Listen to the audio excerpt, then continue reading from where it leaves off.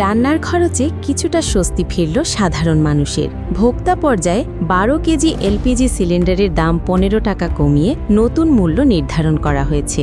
Bangladesh energy regulatory commission BERC গতকাল এই সিদ্ধান্ত জানায়। মূলত জাতীয় রাজস্ব বোর্ড এনবিআর কর্তৃক ভ্যাট কাঠামোর পরিবর্তনের কারণেই এই মূল্য সমন্বয় করা হয়েছে।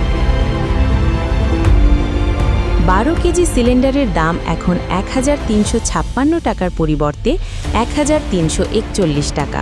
নতুন এই দাম গত সোমবার 23 ফেব্রুয়ারি সন্ধ্যা 6টা থেকেই কার্যকর করা হয়েছে। নিচে অন্যান্য ওজনের সিলিন্ডারের দাম দেওয়া হলো। সিলিন্ডারের ধরন: নতুন মূল্য 5.5 কেজি 615 টাকা, 12 কেজি 1341 টাকা, 15 কেজি 1677 টাকা, 45 কেজি 5031 টাকা। অটো গ্যাস প্রতি লিটার 61.86 টাকা।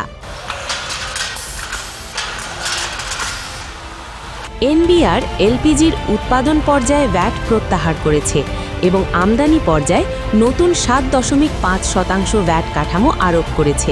এই ট্যাক্স রিফর্মের সুফল সরাসরি ভোক্তাদের দেওয়ার জন্যই বিইআরসি এই সমন্বয় করেছে।